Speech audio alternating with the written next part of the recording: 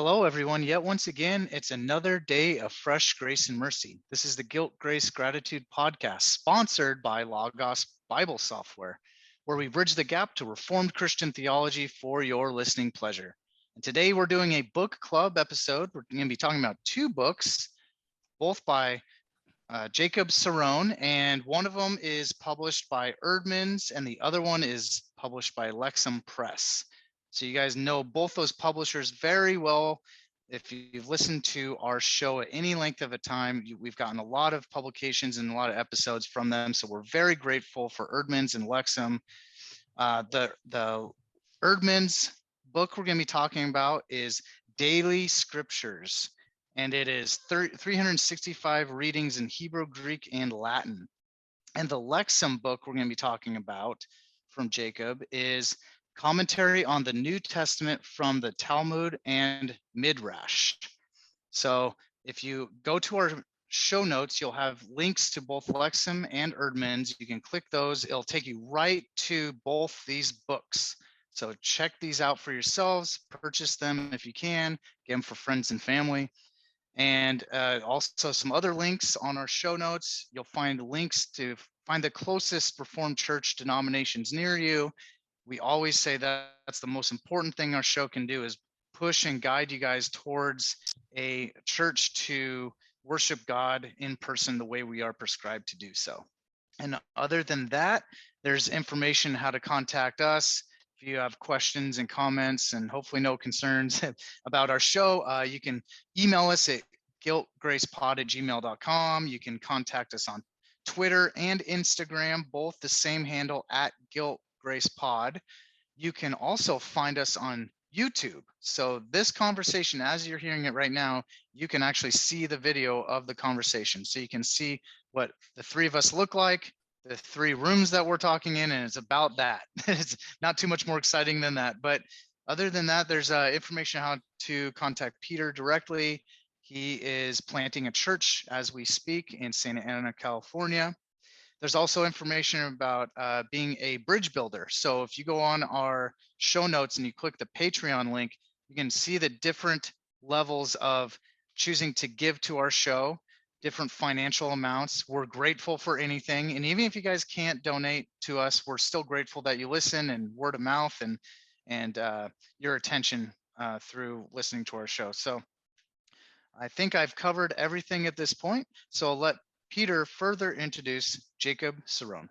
Yeah, we got Jacob Cerone. He's currently a PhD student at and I'm probably going to mispronounce this, so Jacob, let me know if I mispronounce it, the Friedrich Alexander Universitat in Erlangen, Germany. So it's a mouthful for me, but I'm sure you can say it better.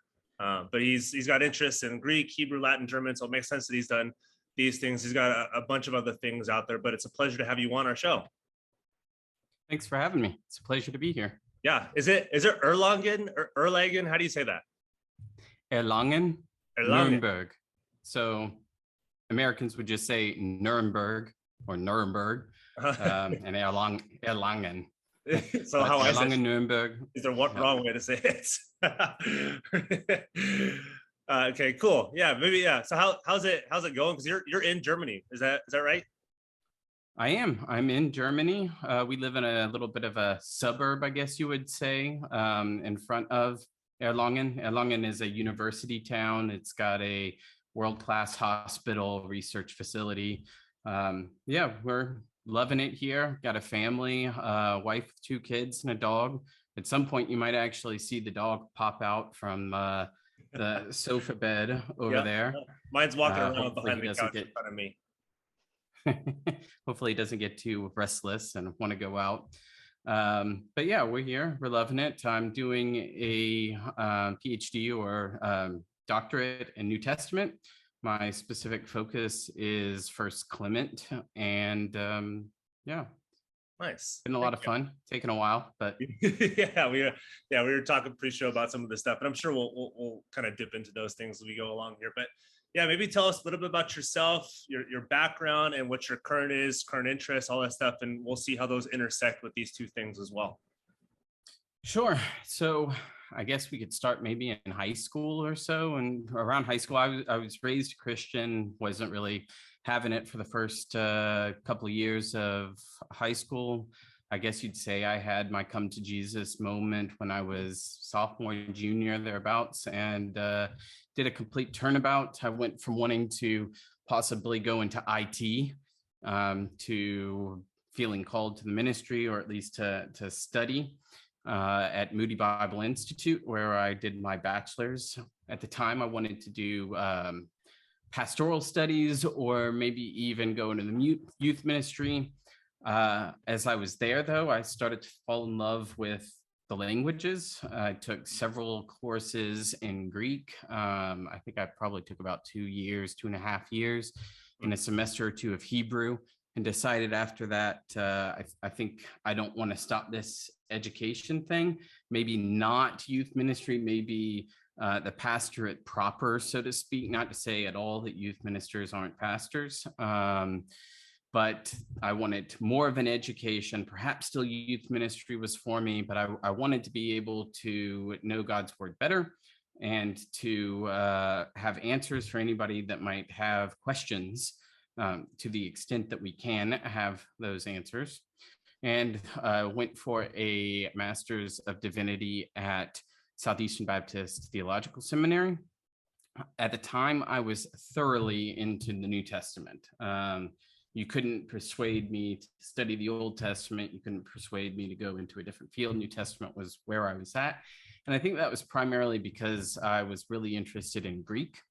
But a couple of professors there, Heath Thomas, it was his first semester there, Dr. Thomas, who's now president at Oklahoma Baptist University, I believe.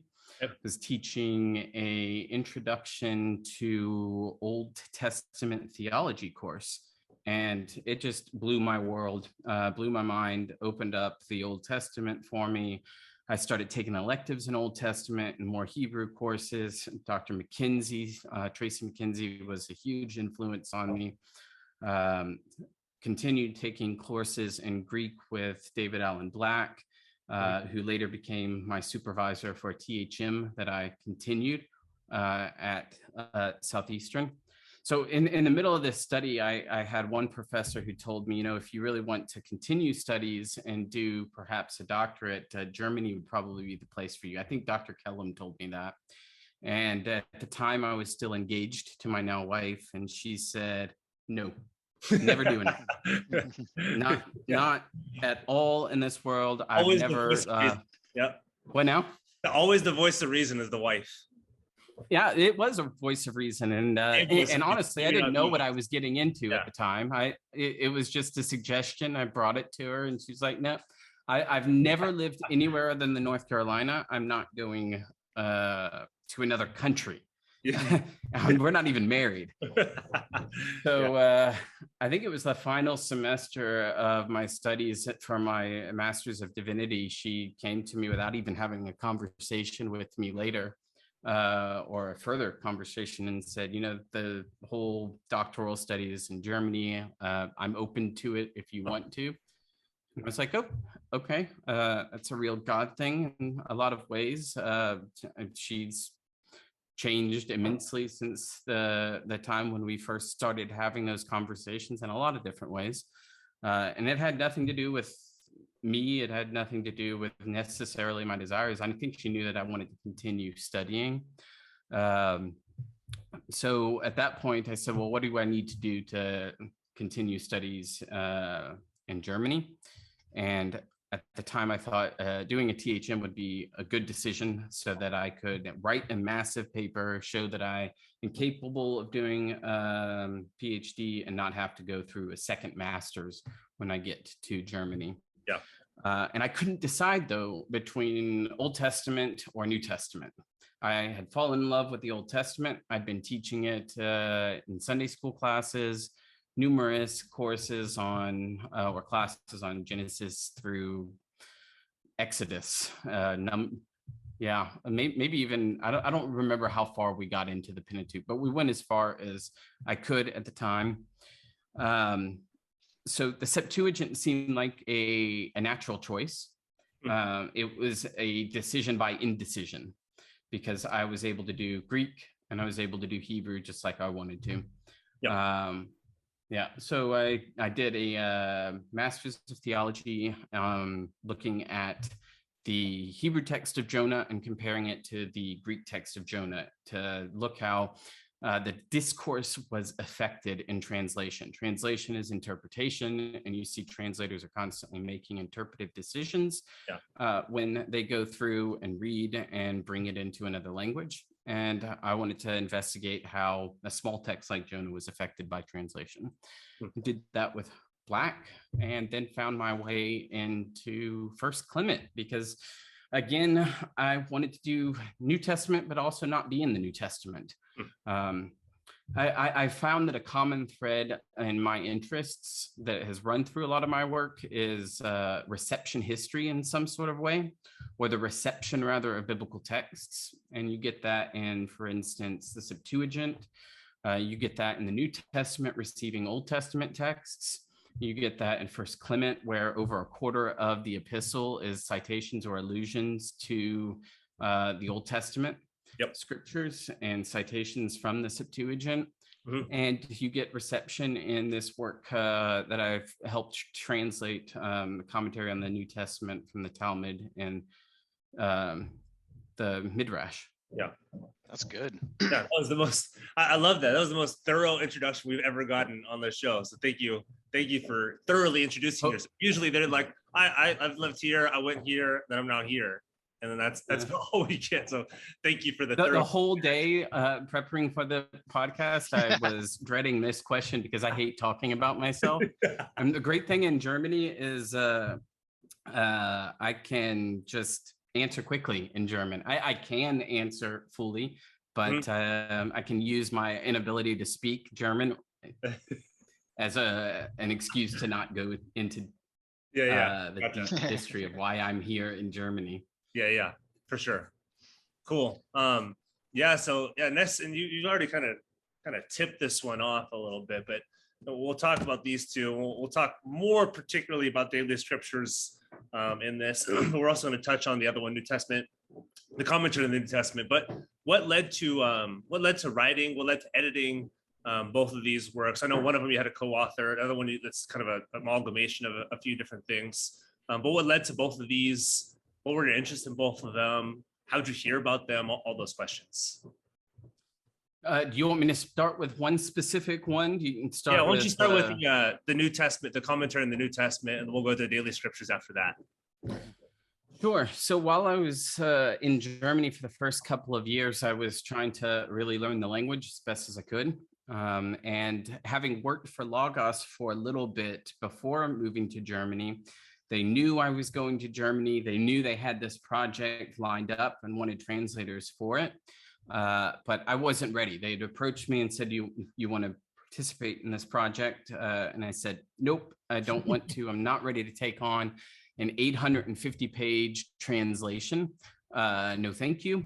I'm still learning German, but about a year went by and a different project popped up. Jörg Frey, who is a professor of New Testament in Switzerland, I believe. I had been working with him in order to help improve essays that he'd written in English, and approached him and said, hey, I want to improve my German. I've already got some pretty good skills in German. I can speak better. I can read better. I can translate better. Would you be willing for me to translate some essays for you? And he had coincidentally been collecting his essays on Qumran. He had written about 400 pages of them in English, already published, and 400 pages of them had been written in German. And I said I'd be willing to read through the English ones again to bring them together in this collected volume. And I'd be willing to translate the other 400 pages into English if you're willing. I knew that he was somebody safe to do that with because his ability to speak and to write in English by himself was top notch. And if I made any mistakes as I was translating along, I'd always had that safety net. And I completed that project and was looking around for something else to do. And Jörg Frei's work was already oriented along how can the New Testament be better interpreted in light of the findings from Qumran. And this work, commentary on the New Testament from the Talmud and the Midrash, did that from the perspective of the rabbis, from the rabbinic literature. And I remember that Logos or Lexham had approached me about it. And I said, yeah, I'm willing to do it. Do you have an editor yet? Do you have translators? And they said they hadn't. I said, I'd be willing to edit the whole project. Love to take it on, but I can only translate one volume. Each one of these volumes is somewhere around 850 pages. Most of it is small print, as you both have already seen. And it's just a massive undertaking. The one volume that I did translate, volume 2, took about 2 years to translate through, working about 2 to 3 hours on it every single morning during that 2 years. Yeah. And and then additional 2 was just going to be too much. So I'm very thankful to my co-translators, Andrew Bowden and Joseph Longarino, Joe, who did a huge amount translating volume 3 and at least half of volume 1. Yeah, and too, as I know some people may be wondering, and we won't go too deep into some of the rabbinic stuff, but what are the Talmud and Midrash? So somebody might be wondering, like, why would you have a commentary on the New Testament using these random works? What are those two? Maybe kind of a broad overview. Sure. More importantly, I would say, what are the Mishnah? It's not in the title, but what are the Mishnah and the Talmuds? Both of those works are cited quite regularly within this commentary. Yeah. And what they are the oral Torah in Jewish tradition. In Jewish tradition, the Torah that we know, the 5 books of Moses, along with the rest of the Old Testament, well, the 5 books of Moses were delivered to Moses on Mount Sinai, and along with that was the oral Torah that God delivered directly to Moses and has been handed down through the various years from rabbi to rabbi, and they contain largely halakot. Halakot are legal judgments about the law that pertain to sacrifices, that pertain to the various festivals, Sabbath rules, those sorts of things. And then you have the Midrashim or the Midrash, and the Midrashim, plural of Midrash, would be commentaries or interpretations on biblical books or on the oral Torah in various places. So a lot of the works that you'll see cited in here would be Genesis Rabbah, Exodus Rabbah, etc. And some of those are Midrashim on various books of the Bible. You also have, like I said, the oral Torah, the Midrash, and the Mishnah and the Talmuds. The Mishnah was completed somewhere around the beginning of the 3rd century. Yep. And you have 2 different Talmuds. You have Jerusalem Talmud and the Babylonian Talmud. The Jerusalem Talmud was completed somewhere around the 4th century, and the Babylonian somewhere around the 5th century after Christ. Gotcha. Okay, yeah, that's helpful. And then moving on to the daily scriptures, what started that? Because I mean, it's in your intro to daily scriptures that you co-authored with somebody else. But what led to daily scriptures, and we'll talk deeper about this one too, because it's both reading scripture, but it's kind of reading it differently and it's structured differently. So maybe talk about that process and how this came about. Absolutely. The Daily Scriptures volume really is a coalescing of so many different things in life and so many different, one might say, coincidences, acts of providence. I've already talked about a lot of my history with learning Hebrew, Greek, my interests in these languages, in the Septuagint, in the New Testament. As I was working on my dissertation in the library of our theological library at Erlangen-Nuremberg, we have these book boxes. There's the dog. It's all making good. Noise. No, good. It's all good. So we have boxes that sit at the entranceway of old volumes that people are trying to get rid of, but they don't want to throw them away. You can pick them up for free. And I found a copy of Losungen, ursprüngliche Sprache. So what that is the original languages, the Losungen for them. So what the Losungen are is every single year, this community draws by lot or by lottery various verses from the Old Testament, one from the Old Testament and one from the New Testament. And then they put them together in a volume. And in this volume, this specific one, it had the original languages. And I can actually, sorry, I should have pulled this out earlier. That's all good. But this is the actual copy I found. And here it says in the beginning was the word, very front cover. Yep, in the beginning was the word.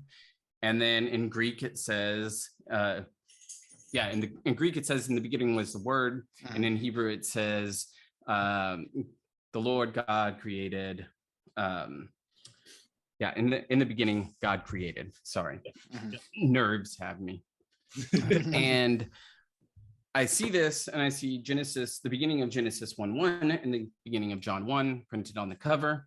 I know it's going to be in Hebrew and Greek, and I'm unfamiliar with Losungen at this point in my understanding of Lutheran culture. And I start reading through some of the entries in here, hoping that what I have found was a pairing of Old Testament scripture with New Testament scripture, where there is some sort of thematic connection or some sort of literary dependence, but it wasn't. It's just randomly selected verses that have been drawn together in readings from the Old Testament and from the New Testament. And it got me thinking, this is not the resource I want. Why can't I create the resource that I do want? I had already done with Sean Wilhite, the Apostolic Fathers Greek Reader, where you go through and you mark vocabulary that's uncommon to provide a help for people who are still trying to increase their knowledge of the biblical languages. And I thought, I really want a resource that is similar in terms of being a reader, where it can help people increase and build their knowledge of Greek Hebrew, and also that is directed towards the New Testament's perception of the Old Testament. That's helpful, because it's like we were saying. Well, Nick will ask a question. I think that's more directed towards this too, but it's a helpful resource. It's not just like you said, randomly selected, unlinear selection of biblical passages. You go through some various things, and Nick will ask this question later on, but it's both helpful for learning the languages and kind of keeping up with them, but it's also really cool to kind of go through the story of redemption. And Nick will ask, I think, a question that will cover this too. But before we get there, what kind of broad brush? You talked about the Talmud and the Midrash, and you talked a lot about the Torah, the Old Testament, but not so much about, and maybe for those who are listening, like, well, what about the New Testament? Because you said in New Testament, it's a commentary of the New Testament using these two things. What do these two things have to do with the New Testament? And then maybe describe. They're hearing. It's a hope for it. It's an oral history, but I heard nothing about the New Testament. So what do these have to do with the New Testament? Absolutely. So what this resource is trying to do in the foreword to volume 1, which hasn't come out yet, it should come out at the end of the year. The editors on this volume say that what their purpose is to help you better understand the New Testament. Okay. The way that they will better understand the New Testament is because of the fact that the New Testament, in their view, is informed by and rooted in and originates from Judaism. Jesus was a Jew. Paul and the apostles were as well. The authors of the Gospels were. And they are convinced that understanding the traditions in which Jesus would have been born and would have lived will better help us understand the New Testament. And I know that I already said that some of the work, specifically the Mishnah, is finished in the 3rd century, the beginning of the 3rd century, so around 200, 210, 220. And then the Jerusalem Talmud is finished in the 4th century, and then the 5th century for the Babylonian Talmud. But what we have here are oral traditions that have been passed down much earlier than those dates. So it's not as if Judah ha-Nasi, for instance, the redactor and compiler of the Mishnah, sat down and wrote all of this down as his own work. He is writing down and compiling the traditions that have been handed down to him and handed down within his school from much earlier times than that, sometimes times before the turn of the century, and or the turn of the millennium, rather. And these traditions, these judgments about how sacrificial system was to take place, about what the Talmud, about what the temple looked like, about how the feasts and the festivals would have been performed, would help us better understand the setting in which some of these very things are taking place within the Gospels, for instance. Yeah. Or in Acts, when Paul talks about returning to Jerusalem and collecting an offering for those who have taken Nazarene vows. And he has to go and get his haircut for that. So these parallels that we have that are contained within Strauch and Billerbeck go through the New Testament phrase by phrase, and they're looking for connection points, parallels between linguistic phrases, between cultural phenomena, or between phraseology. And they're trying to say, this is a potential parallel. They're not saying this will help you interpret the New Testament better. They're saying, here are all of the potential parallels that we have found in the Mishnah and in the Midrash and in the Talmuds that might relate to our understanding the New Testament. Now it is the job of the interpreter to make those connections and to judge whether or not it is a valid parallel. Yeah, that's helpful. I think, many who look at this may think, oh, this is another academic thing, which I think, in a real sense it is. But it's helpful for us to read this who are not steeped in Jewish literature, or not steeped in the Old Testament, to see, okay, what are they talking about? What's kind of the thing that's going around? What's the culture that they're in? What are these ceremonies like? How are they performed? And then, like you said, they do help us interpret better based off what the apostles say or what Jesus says, because that's the world they live in, and it's not the world we live in. And so it's helpful to have these people kind of guiding us through this world, say, hey, this is what they went through, this is what this means.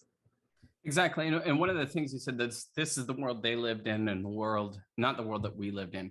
There are a lot of places here where we've got traditions that are contained that are much later and don't truly reflect the world of the New Testament. And that's important to be cautious against. One thing that I found as I was working through them, though, is even though I know that that's the case, and we cannot apply those one-to-one to the New Testament, it was also interesting to me to notice how jarring it is that the world in which I conceived the New Testament was birthed in is entirely different than the world that we see in these rabbinic sources. So it's a good means of disorienting me around my conceptions of what the New Testament world would have looked like. Not giving me an exact replica of what it looks like, but saying your conception is probably not really what it was. Okay, yeah, so I like that. I think people, that's a helpful even though it's disorienting for you, I think it's going to help orient them to the New Testament, how some of these things are helpful for them. That's good. So now on with the daily scriptures. This is a super uniquely helpful book. I even as a layman myself, a theologically interested layman, it caught my eye, and I don't know, and definitely not by any means of the imagination fluent in Hebrew, Greek, or Latin, but it caught my eye being like, I'm wondering if this would be a nice, like, helpful starting point. But anyway, this is like a devotional. It's even in the name, says daily scriptures, 365 readings. So we know there's 365 days in a year. So it's a daily thing through a whole year. why we know this answer, but maybe for the audience, especially beginners to this stuff, why these three languages? Why are they the three original languages? Why is this book unique? And a little bit more of your hope in it, knowing that it's gonna help people keep up with those original languages. Yeah, so originally I wanted the volume to only be two languages. I wanted it to be Hebrew and Greek. I wanted it to have the Hebrew Old Testament and the Greek Old Testament, and then the Greek New Testament. And originally, when I brought this project to Eerdmans, Tavis Bullinger helped me to bring it to Eerdmans and propose it. And he was going to serve as a third editor on the project. I was so embroiled in various projects and I wanted help just to get it out the door. I loved doing it, but I knew I was overwhelmed. And sadly, Tavis had to drop out later on due to his own life circumstances. But he and a few others really encouraged me to do the Latin New Testament. It was in balance, having just the Hebrew Old Testament, Greek Old Testament on the one side, and just one selection or one passage to read for the New Testament. So they convinced me in the end that I needed to include a section from the Latin Vulgate. Obviously, the Latin Vulgate is not an original language in which the New Testament was composed, but neither was Greek, the original language in which the Old Testament was composed. But they are all very important languages for understanding the Bible. So I was convinced Latin needs to be there, and I think it was a good decision in the end. Yeah. And there's an honorable mention of Aramaic as well. I think he's had a couple citations of it. Yeah. And I've actually been docked by the reviewers on that. Really? Funny enough, and for good reason. In the intro, I say that there are two selections from Aramaic, and a thorough look through the text shows that there is only one. And even in the index, there's only one. I think after I got the review, I went through all of the different versions of the book that I submitted to Eerdmans that went through the proofing phases, and it's just not there.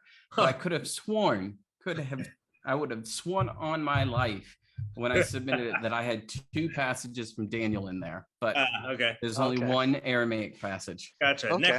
Next time. Yeah.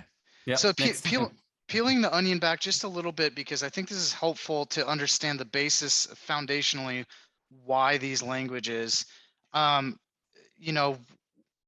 back to Hebrew, Old Testament, Greek, Septuagint, and New Testament.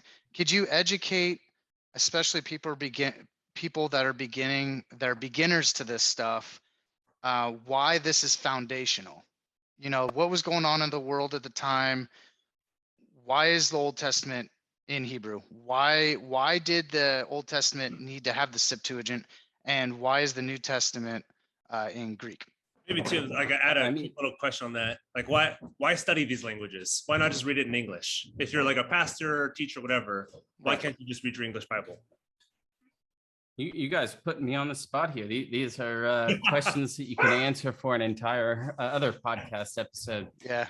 So the Old Testament is written in the Old Testament that we contain was written in Hebrew largely from start to finish. There are a good number of selections, for instance, though not exclusively, that were written in Aramaic for the Old Testament.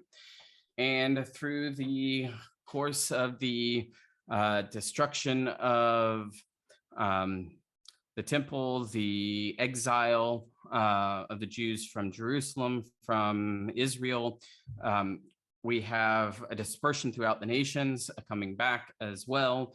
There are communities in Egypt, communities in Babylonia, still communities in Israel, and you start to have the need when the Greek Empire conquers the world world for scriptures to be translated into Greek. You have a wonderful legend about the translation of the scriptures into Greek, or the Septuagint contained in the letter of Aristeas, but we can't really reliably take the information that's in there as gospel fact. There are bits and pieces in there about the 72 scribes or translators who go into various rooms and then come back and have translated the entirety of the Torah word for word as it was in Greek. And that's very unlikely. It is probably likely that the Torah, at the very least, was translated in Alexandria, somewhere in Egypt, I believe. And so Greek becomes a very, very important language for the Old Testament. And we see that within the New Testament and the texts that continually are being cited by Paul, for instance. He's heavily reliant upon the Septuagint versions of the Old Testament scriptures. And we see how very, very important the Old Testament in Greek becomes for the early church. I alluded to this much earlier in the episode when I said I'm studying First Clement. Yep. First Clement is what's called an apostolic father, a writing that comes shortly after, according to some people, at the same time or even before some of the writings in the New Testament. And it's contemporaneous with some of the writings of the New Testament, and the study of apostolic fathers are either around that time or thereafter. But the point here is that Clement is not relying on the Old Testament scriptures whatsoever. He relies solely on the Greek Septuagint when he cites the Old Testament for support. It is entirely in Greek, word for word, in a number of places with the manuscripts that we have. So Hebrew is very important for understanding the scriptures in their original language, the Old Testament in its original language, but Greek is as well for understanding the New Testament, in which it was written, and the language in which the Old Testament scriptures were translated and were read in the early church for the first 3 centuries of its existence, before the Latin Vulgate, translated by Jerome, starts to replace, at least in the West, the Septuagint as the main text for both the Old and the New Testaments. Yeah, and I imagine your hope on a practical level, even more practical level, is bridging that gap of our English translations now, having it best understood, because we are studying the Hebrew, Greek, and Latin. It's going to only help that topic of translation to English, which is always a hot topic talking to people. Absolutely, and I think that your English translations are fairly reliable. I think that you can go your entire life without picking up the Greek New Testament or the Hebrew Old Testament, even as a pastor, and shepherd faithfully. I think that there are so many different English translations out there, and there are so many different commentaries that you can always check the various interpretive options and be sure that the scriptures are reliable for faith and practice, even in a translated language. But at the same time, the scriptures were written originally in Hebrew and Greek.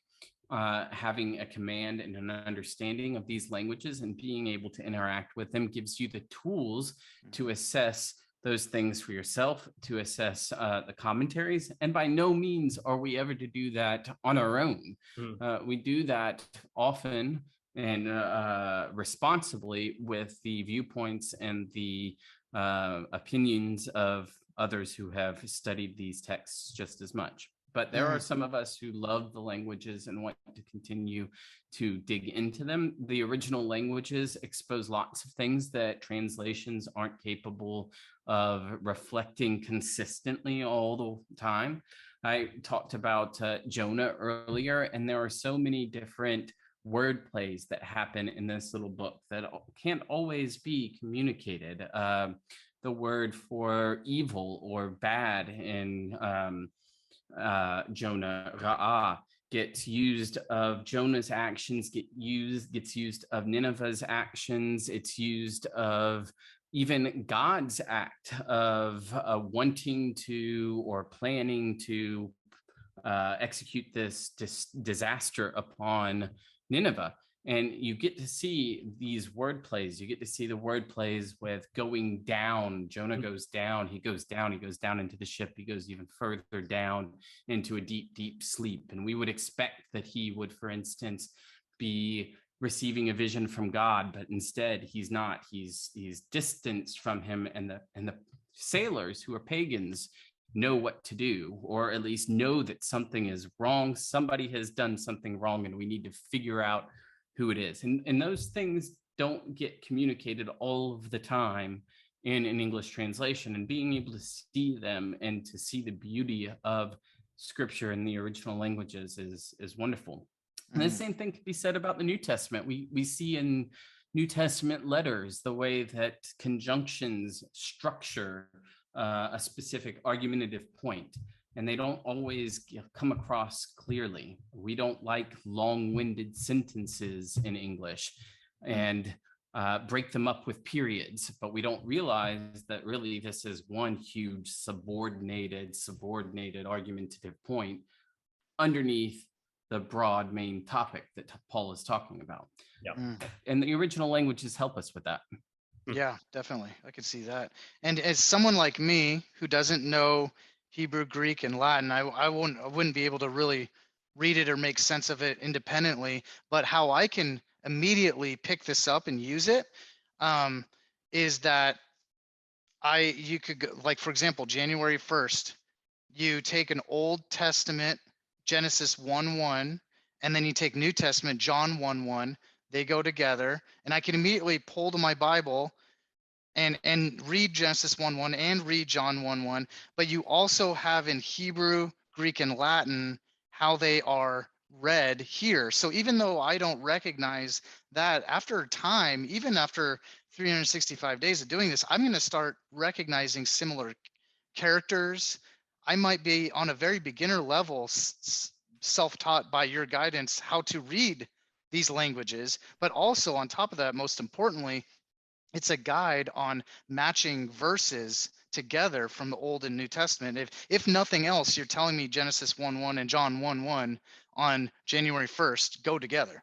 So that's how I find it to be a different devotional type of book that's really helpful to use, even for somebody like me.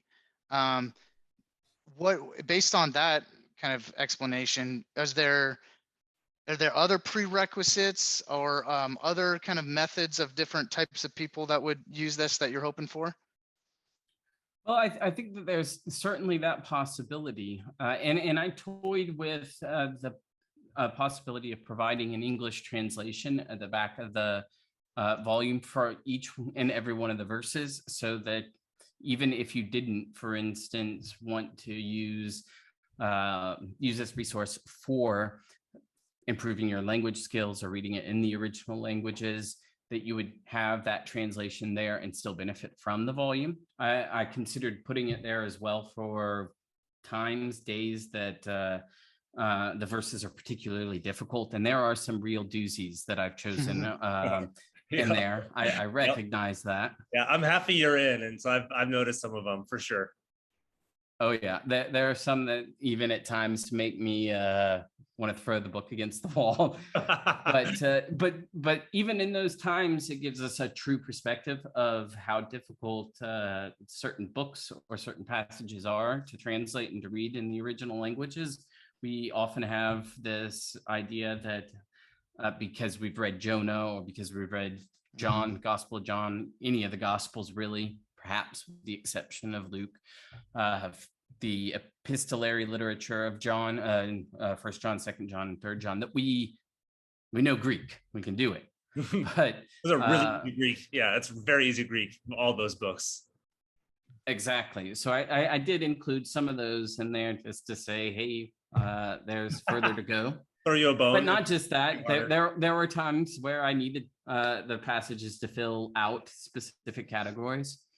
But I didn't include a translation back there for a couple of reasons. One, I like the size that it is now, and putting an extra, what would it be, 50 to 100 pages would have made it more unbearable. Yeah. Two, I'd be translating the same passages in the same language over and over. Doing that in a different language, it's more useful for you pedagogically.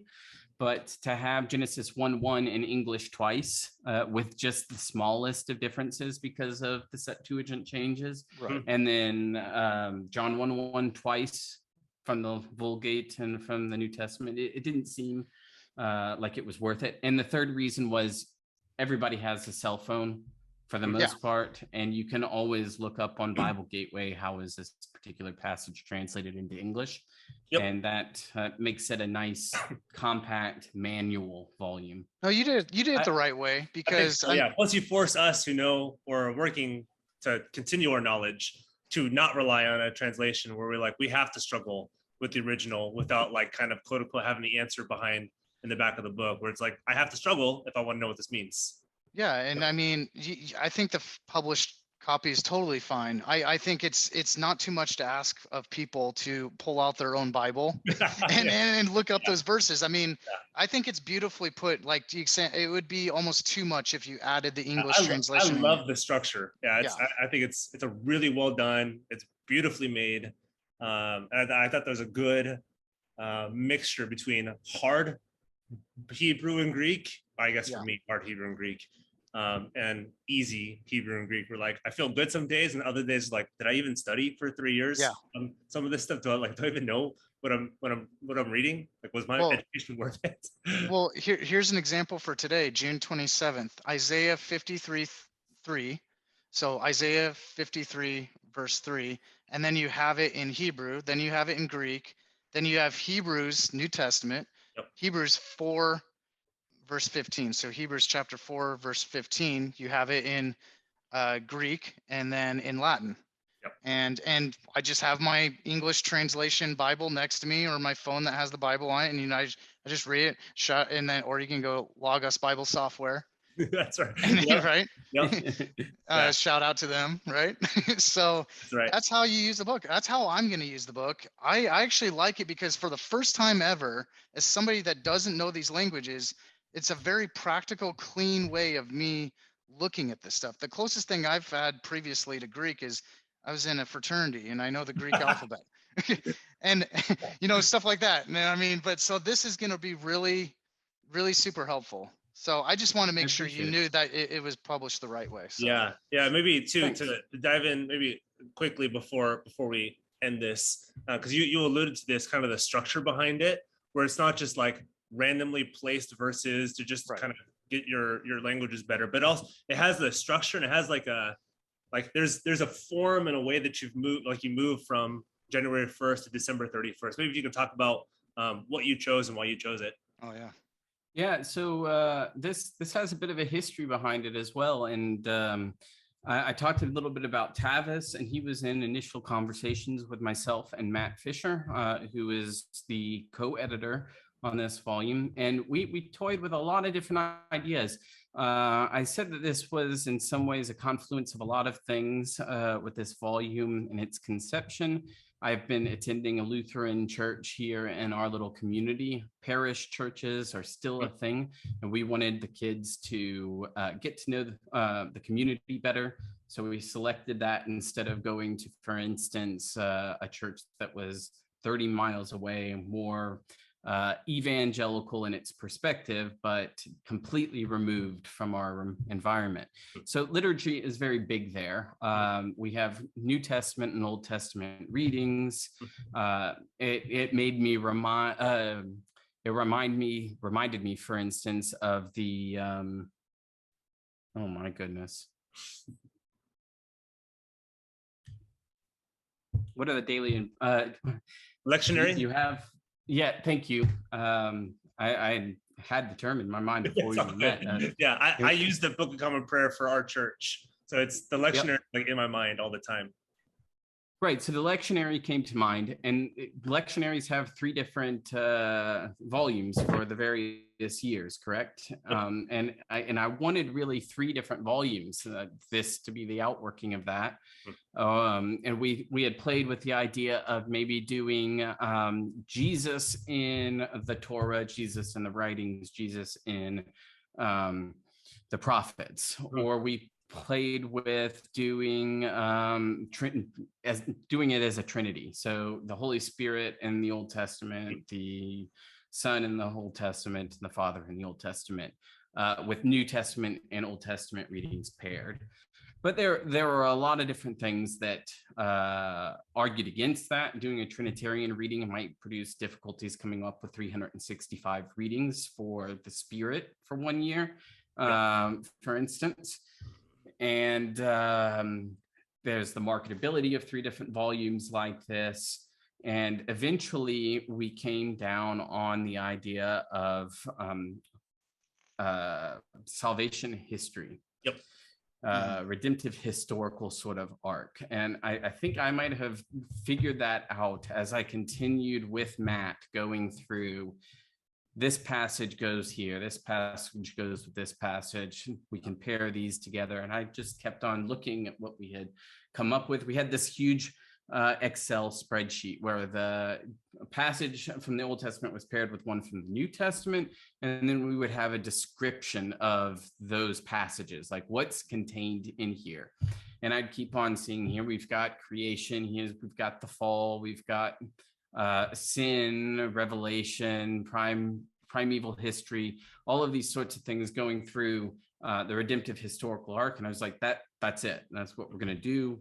Edmonds has told us 1 volume is what we've got. And Matt really pushed as well after I had settled on salvation history. We need some systematic theology categories in here so it doesn't feel too removed from certain concepts. So for instance, God proper was included there because Matt said we needed something along those lines. Revelation, God reveals himself to us. And some of those various categories come in there because Matt says, I really like to see a systematic category here within salvation history, and it fit really well where we could put those in. And that's how we got the structure. The structure looks, just going really quick, creation, then God proper. God proper might have come better before creation, but I couldn't find any passages where creation wasn't already in view. With God proper in view. So we start with creation, systematic theologically. God predates creation, of course.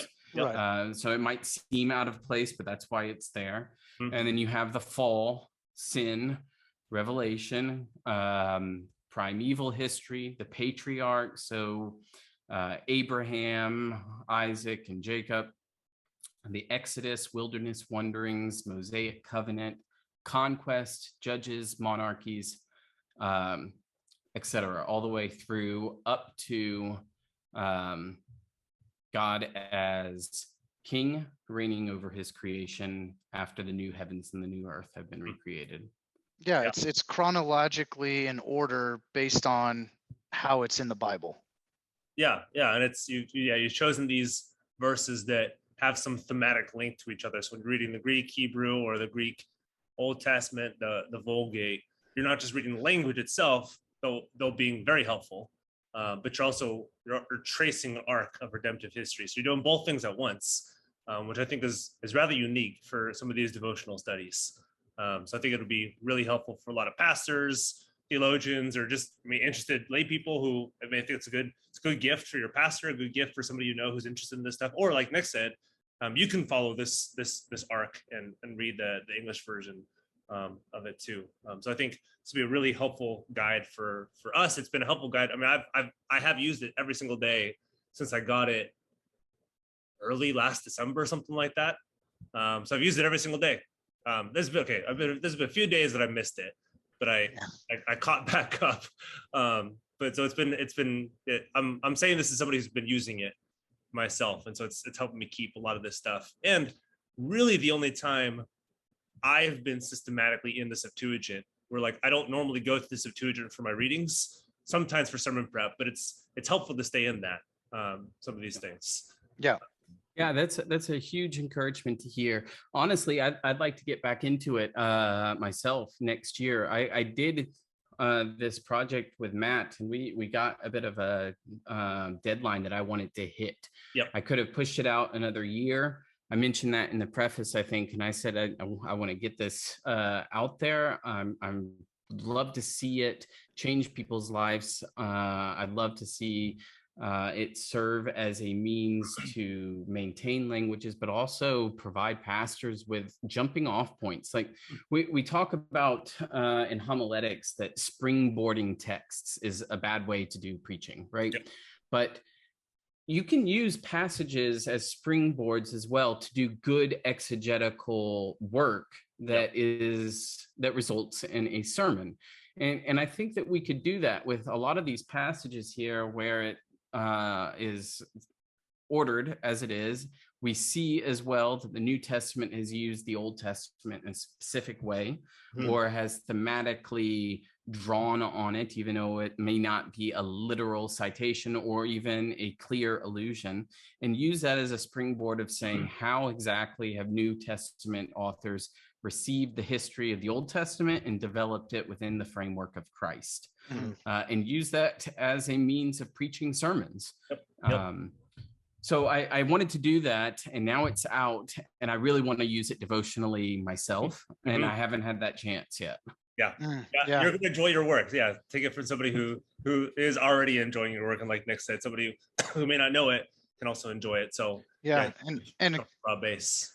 Couple definitions to help people out. Vulgate just means it was the popular main language at the time, so that helps with the Greek understanding of during the New Testament. And the Septuagint is the Greek translation of the Old Testament from Hebrew to Greek. So the Septuagint, is for you guys to know, is really helpful for the Gentile world to understand the Old Testament during the writings of the New Testament as well. Yeah, you guys too. And think about the way. Yeah, and you may know these two. We've had William Ross and Greg Lanier on to talk about the Septuagint. So if people are like, what on earth is Septuagint, then go back to those episodes and then come back to this. I have his both Lanier and Ross's reader's version of the Septuagint sitting on my language shelf right here. Yeah, it's about 50 feet away from me in my garage. I absolutely love the work that the two of them are doing. Yeah, absolutely. Yeah, so as we end this, you've kind of talked about a couple of your works, but maybe where can people find you, the work that you're doing? What have you come out besides these things? And if there's any projects on the horizon that you'd want our listeners to know about? Sure. You're going to make me talk about myself again. I don't like that. Yeah, you can find me on Facebook or on Twitter. Just look me up, Jacob Cerone. There aren't too many of me. My Twitter handle is Cerone J. There are a lot of different projects I'm working on at the moment. At some point, my dissertation will be among them. You're like my pastor. He's been in his PhD work in Amsterdam since 2015. So it's I'm close to him. 2016 for me. Yeah. He just finally submitted his, so he's doing his defense in October. So you're good company. He's better than me then, because I don't think I'll be done in a year. Gotcha. Yeah. So I'll get back to your question. I did want to say that my awesome wife, who decided it was time for us to go to Germany, she had said we were going to be here for 3 years, and that's all I had. And it's been 6, and she's not looking to leave. She is the reason why I am able to do everything I'm able to do. Yeah. She is an amazing woman who works hard. She is in the corporate world and just kills it there. And I love just the freedom that gives me to work for God's kingdom, putting out books, but also spend time with my kids, skateboarding at skate parks. I love being with them. But yeah, everything I do, everything that I'm putting out is enabled by her. That's she awesome. Is my Patreon. I love it. Praise God. That's awesome. That's right. Yeah, that's cool. Yeah. So things you can look for on the horizon. I was pleased to be able to join the editorial board for the Classic Studies in the Apostolic Fathers. Nice. And I've got a translation of Rudolf Knopf's commentary on First and Second Clement, as well as the Didache, coming either at the end of this year or the beginning of next year with Pickwick, which is an imprint of Wittgenstock. Okay. I'm also on the editorial board now with Fontes Press doing Patristic Essentials. So if you're interested in patristics, think of it like a Reader's Digest of various church fathers. The first volume came out a couple of days ago, and that's on the Apostolic Fathers and the Apologists. And someday look for my dissertation on First Clement. Yeah. Fascinating. That's awesome. Cool. Yeah. So yeah, thanks for talking about these things, introducing them. I know one of them, people are like, I don't even know who these people are, or what these two things are, but I think it's a good introduction. It helps kind of ground some of these things that you're doing. And then the daily scriptures, I think, will be really beneficial. If you're a pastor, theologian, whatever it is, and you don't have this, I would encourage you to go pick this up, keep up your languages so you can faithfully preach the text.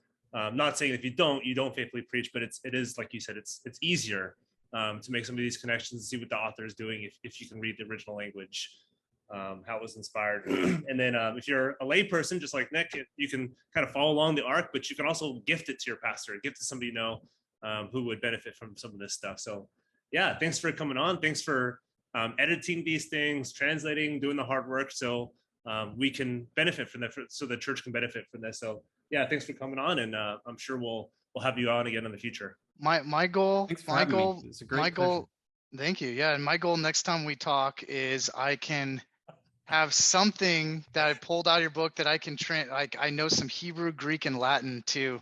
That's right. Respond that I learned. I would say it would be a very difficult thing to pull anything out from Hebrew if you don't do the hard work of learning the alphabet. But Latin, you might be able to do stuff. Yeah. My nephew, this is how much better like my nephew's education was than me, is that his like grade school he's in teaches Latin now. So he probably knows more than me. Cool. Yeah. Yeah, he is. Yeah. My son will have the option next when he goes into 5th grade, which is Gymnasium in Germany, of doing either I don't know, science or what's called Geistliche Wissenschaft, so the humanities.